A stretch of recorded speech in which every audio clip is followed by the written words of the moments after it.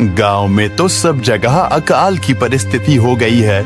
लगता नहीं कि अब इस गांव में ज्यादा दिन रुकना उचित होगा। काम के लिए बाहर गांव तो जाना ही पड़ेगा। भूषण काम की तलाश में दूसरे गांव की ओर निकल पड़ता है। चलते चलते वह विजयपुर गांव में आ जाता है।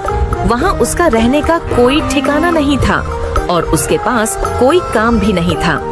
चलते चलते वह एक अमीर किसान जगत सेठ के पास आ पहुंचता है।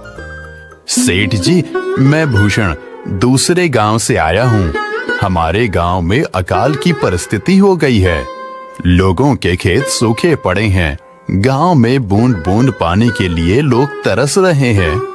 अगर मुझे आपके पास कुछ काम मिल जाएगा तो बहुत कृपा होगी बड़े भाई। अरे रे, लगता है तुम्हारी हालत बहुत खस्ता हो गई है। ठीक है, वैसे मेरे पास एक काम तो है, पर लगता नहीं कि तुम वो कर पाओगे। सेठ जी, आप चिंता ना करें। मुझे आप कोई भी काम दे सकते हैं। मैं वो काम पूरी मेहनत और ईमानदारी से करूँगा। अच्छा ठीक है भूषण, तो कान खोल कर सुन लो। मेरे पास 50 गायें और 50 भैंसे हैं। तुम्हें हर रोज इन जानवरों का गोबर निकालना होगा और रोज सुबह शाम उन्हें चारा पानी देना होगा। महीने के आखिर में तुम्हें इस काम के लिए 200 रुपए मिलेंगे। और हाँ, 2 वक्त का खाना भी हमारी तरफ से मुफ्त दिया जाएगा। बोलो, क्या तुम ये काम कर पाओगे? अरे बाप रे, 50 गाय और भैंसों को संभालना आसान काम नहीं है। पर अब मैं कुछ कर भी तो नहीं सकता, और ऊपर से सेठ जी 2 वक्त का खाना भी दे रहे हैं। ठीक है सेठ जी, मैं ये काम कर लूंगा, पर एक विनती है। हाँ बोलो भूषण, क्या बात है? सेठ जी, अगर आपको समस्या ना हो तो क्या मैं आपके गायों के साथ गौशाला में रह सकता हूँ? सेठ जी, मैं इस गांव में नया हूँ। मेरा रहने का कोई ठिकाना नहीं है। जग्गा सेठ थोड़ी देर तक सोचता है और भूषण को ऊपर से नीचे तक देखने के बाद उससे कहता है, ठीक है भूषण, तुम गौशाला में रह सकते हो। जी धन्यवाद सेठ जी। तब से भूषण गौशाला में रहकर अपना काम करने लगता है। वह रोज जल्दी उठकर गाय और भैंसों का गोबर निकालता, उन्हें चारा डालता और समय पर पानी भी पिलाता था। हर रोज भूषण अपना काम ईमानदारी और पूरी मेहनत से करता था। जगत सेठ को भी भूषण का काम बहुत पसंद आने लगा, क्योंकि वह अपना काम सफाई से करता था।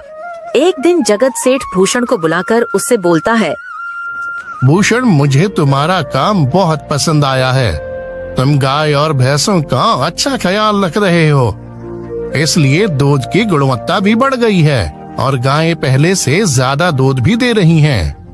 इसलिए मैं आज से तुम्हारी तनख्वाह बढ़ाकर पूरे 400 रुपए कर रहा हूँ। आपका बहुत बहुत धन्यवाद सेठ जी। कुछ दिन ऐसे ही बीतने लगते हैं। भूषण जगत सेठ के पास बहुत मेहनत और ईमानदारी से काम करता है। धीरे धीरे भूषण के पास अच्छा खासा रुपया जमा हो जाता है, जिससे वह अपने लिए छोटा सा रहने लायक एक कुटिया बनवा लेता है। उस गौशाला में सोकर तो नाक से गोबर की गंध अभी भी नहीं जा रही। अब आखिरकार मुझे अपने घर में चैन से सोने को तो मिलेगा।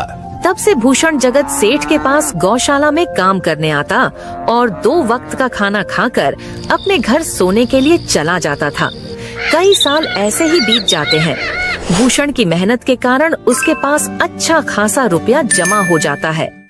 एक दिन भूषण जगत सेठ से बोलता है, सेठ जी, आजकल गांव में चोरी की समस्या बहुत बढ़ गई है और मेरे पास कुछ रुपए भी जमा हैं जो मैंने अपने घर में रखे हुए हैं, पर मुझे उन पैसों की चोरी की चिंता हो रही है।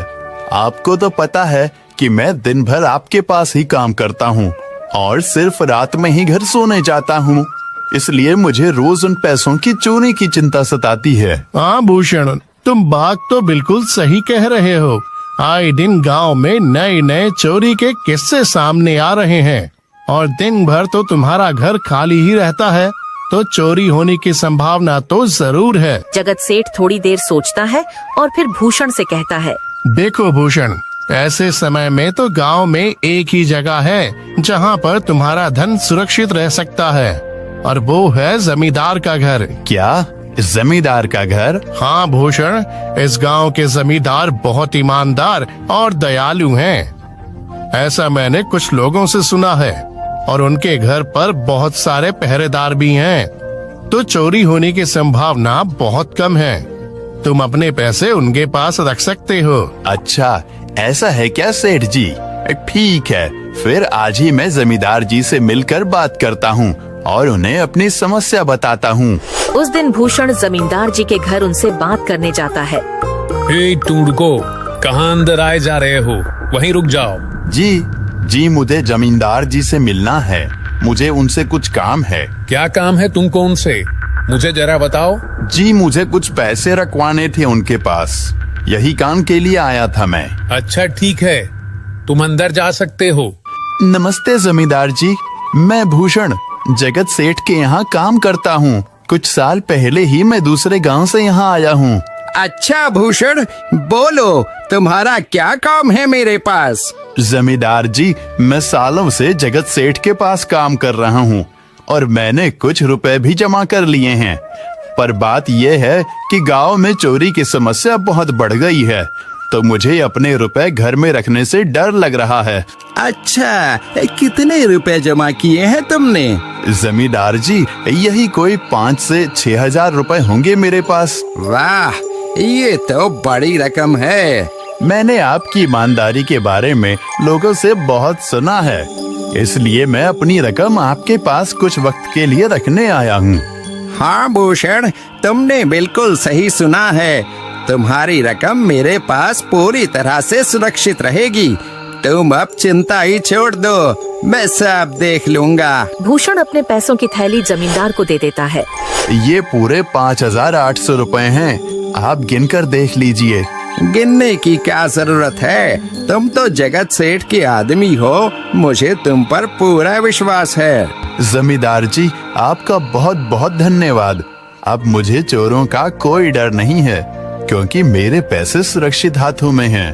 अरे भूषण, कोई बात नहीं, धन्यवाद तो मुझे बोलना चाहिए, जो तुम मेरे पास आए अपने रुपए रखने के लिए। भूषण अपने पैसे जमींदार को देकर अपने घर चला जाता है। हाँ भूषण, तुम्हारे पैसे मेरे हाथों में ही अच्छे लगते हैं।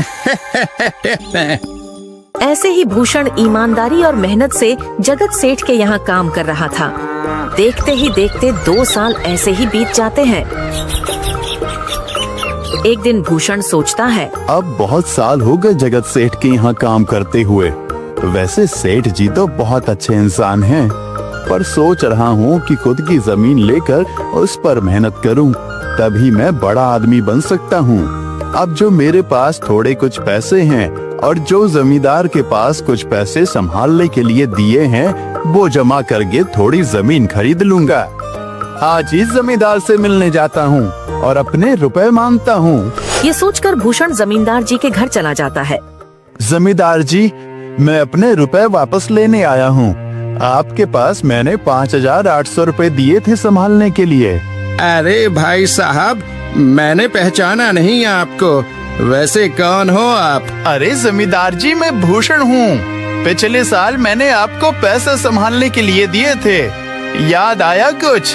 अरे भाई साहब, मेरे पास कितने सारे लोग आते जाते हैं पैसे रखने के लिए, और सभी के साथ मेरा अच्छा व्यवहार होता है। वैसे आपके पास कोई कागजात हैं क्या? क्योंकि मैं हर व्यक्ति से कागज पर ही व्यवहार करता हूँ। किसने कितने पैसे दिए, किसके कितने पैसे रखे हैं, सबका व्यवहार रहता है मेरे पास। जमींदार जी, ये आप क्या बात कर रहे हैं? आपकी ईमानदारी देखकर ही मैंने आपको पैसे दिए थे संभालने के लिए, और आप अब ऐसी बातें कर रहे हैं। कृपया करके मेरे पैसे मुझे वापस कीजिए। हाँ भूषण, मैं ईमानदारी से ही काम करता हूँ, इसलिए तो तुमसे मैं डॉक्यूमेंट्स मांग रहा हूँ। क्या तुम्हें पता नहीं, जब तुम किसी से पैसों का व्यवहार करते हो तो तुम्हें स्टाम्प पेपर पर लिख कर देना पड़ता है। तुम किसी से भी पूछ सकते हो। नहीं जमींदार जी, मैं आपके पैर पड़ता हूँ, कृपया करके मेरे रुपए मुझे दे दीजिए। बड़ी मेहनत से मैंने वो पैसे जमा किए थे, मुझ पर ऐसा अन्याय ना करें। अरे क्या ये झूठ मूठ का रोना धोना लगाया है? लगता है तुम ढोंगी हो और मेरी ईमानदारी और भोलेपन का फायदा उठाकर मुझसे ये रुपए लेने आए हो। रुक, तुझे अभी सबक सिखाता हूँ। जमींदार अपने आदमियों को बुलाकर भूषण की पिटाई करने को कहता है। इसे तब तक मारो जब तक ये बेहोश न हो जाए। इस 2 कौड़ी के आदमी ने मेरी ईमानदारी पर सवाल उठाया है, इसे छोड़ना मत। जमींदार के आदमी भूषण को डंडे से खूब मारते हैं। फिर भूषण दुखी होकर अपने घर चला जाता है। भूषण के शरीर पर घाव के निशान स्पष्ट दिखाई दे रहे थे। 2 दिन से भूषण घाव के दर्द के कारण जगत सेठ के घर काम के लिए नहीं जा पाता है। इसलिए अगले दिन जगत सेठ भूषण के पास आ जाते हैं। वह देखते हैं कि भूषण खाट पर सो रहा है और वह बड़ा ही चिंता में नजर आ रहा है। भूषण भाई, तुम 2 दिन काम पर नहीं आए, क्या हुआ भाई? तबीयत ठीक है ना तुम्हारी? कुछ समस्या है क्या? अरे सेठ जी, आप खुद यहाँ आए हो। आप खबर भिजवाते तो मैं खुद चला आता। अरे भूषण, कोई बात नहीं, तुम्हें देखकर लगता है तुम बीमार हो। क्या हुआ है तुम्हें? जगत सेठ, क्या बताऊं, जिस जमींदार के पास पिछले साल मैंने अपने पैसे संभालने को दिए थे, वो आज मुझे पैसे वापस नहीं करना चाहता। वो बहुत लालची इंसान है, वो लोगों को ठग रहा है। और जब मैंने बाद में गिड़गिड़ाना शुरू किया तो उसने डंडे से मार मार कर मेरी पिटाई करवा दी और मुझे वहाँ से धक्के मार कर निकाल दिया। अरे बाप रे, ये तो बड़ा ही गंभीर विषय है। मैंने तो जमींदार के बारे में अच्छा ही सुना था, पर मुझे भी नहीं पता था कि वो इंसान इतना गिरा हुआ है। तभी मैं सोचूं, हर साल उसकी संपत्ति इतनी ज्यादा कैसे बढ़ रही है। मुझे माफ कर दो भूषण, मैंने ही तुम्हें जमींदार के पास जाने को बोला था। गलती तो मेरी भी है। नहीं जगत सेठ, आप तो मेरा अच्छा ही सोच रहे थे। ये तो उस जमींदार का लालच है। अब लगता नहीं मेरे पैसे उस जमींदार से वापस मिलेंगे भी। भूषण, मेरे पास एक तरकीब है जिससे मैं तुम्हारे पैसे तुम्हें वापस दिला सकता हूँ। जगत सेठ भूषण के कान में सारी तरकीब बताता है। ठीक है सेठ जी, हे ऊपर वाले, ये तरकीब कामयाब होने दीजिए। अगले दिन जगत सेठ बहुत सारे पैसों को एक सूटकेस में भरकर खुद जमींदार के घर जाता है। अरे जगत सेठ, आज आप खुद यहाँ? बोलो भाई, इस गरीब के घर कैसे आना हुआ? हमारा तो ये सौभाग्य है कि आप जैसे धनी आदमी के चरण हमारे घर में लगे हैं। नमस्ते जमींदार जी। अरे जमींदार जी, आप तो मुझे अब लज्जित कर रहे हैं। वैसे मैं कुछ महीनों के लिए दूसरे राज्य में व्यापार करने जा रहा हूँ। मैं ये लगभग 50,000 रुपए लाया हूँ। मुझे डर है कि कहीं ये चोरी ना हो जाए। क्या आप मेरे सारे पैसे अपने पास संभाल कर रख सकते हैं? आपके सिवाय इस गांव में और किसी पर भरोसा नहीं कर सकता। अरे जगत सेठ, ये भी कोई पूछने की बात है? मेरे पास आपके पैसे बिल्कुल सुरक्षित रहेंगे। आप निश्चित होकर व्यापार करने जा सकते हैं। इस बार तो बड़ी मछली हाथ लगी है। बार बार ऐसा मौका नहीं मिलता। भारी माल हाथ में लगने वाला है। तभी वहाँ पर भूषण आ जाता है। अरे भूषण, तुम? अच्छा हुआ तुम आ गए। मैं तुम्हारे पास ही आने वाला था। मुझे माफ करना, उस दिन तुम्हें पहचान नहीं पाया। इतने सारे लोग मेरे पास आते हैं तो जरा परेशानी होती है, पर मैं अपनी बातों का बड़ा पक्का हूँ। हाँ रुको, मैं तुम्हारे सारे पैसे अभी देता हूँ। जमींदार भूषण के सारे पैसे उसे लौटा देता है। माफ करना भूषण, मेरे आदमियों ने तुम्हारे साथ उस दिन बदतमीजी की। मैं आज ही उनको काम से निकालता हूँ। भूषण बिना कुछ बोले वहाँ से चला जाता है। अरे क्या बात है जमींदार जी, आप तो अपने बातों के बहुत पक्के हैं। तो ठीक है, मैं अपने सारे पैसे आपके पास रख सकता हूँ। जगत सेठ इतना बोल ही रहा था कि तभी वहाँ जगत सेठ का नौकर आ जाता है। मालिक, अब आपको बाहर के राज्य में जाने की कोई जरूरत नहीं है। अभी अभी व्यापारियों का संदेश आया है और उसने कहा कि वो खुद हमारे गांव आ रहे हैं। अरे ये तो बहुत बढ़िया बात हुई। अब मुझे इतनी दूर नहीं जाना पड़ेगा। सुन रहे हो जमींदार जी, व्यापारी यहाँ आ रहे हैं। अब मुझे नहीं लगता कि ये पैसे आपके पास रखने का कोई मतलब होगा। चलो, आपका बहुत बहुत धन्यवाद। आपने इतनी ईमानदारी दिखाई मुझे। हाँ, पर अगली बार जरूर आपके पास ही आऊंगा। ऐसा बोलकर जगत सेठ और उसका नौकर वहाँ से अपने पैसे लेकर चले जाते हैं। धत तेरी की, ये क्या हो गया? ये 50,000 तो चले गए और जो भूषण के 5,800 रुपए हड़प लिए थे वो भी चले गए। आपका बहुत बहुत धन्यवाद सेठ जी। अगर आज आप ना होते तो मेरी सारी जमा पूंजी वो जमींदार हड़प लेता। भूषण, कोई बात नहीं। जो व्यक्ति मेहनत और ईमानदारी से कमाता है, ऊपर वाले उसका कभी बुरा नहीं होने देते, और जो हराम की कमाई का खाता है उसका कभी अच्छा नहीं होने देते।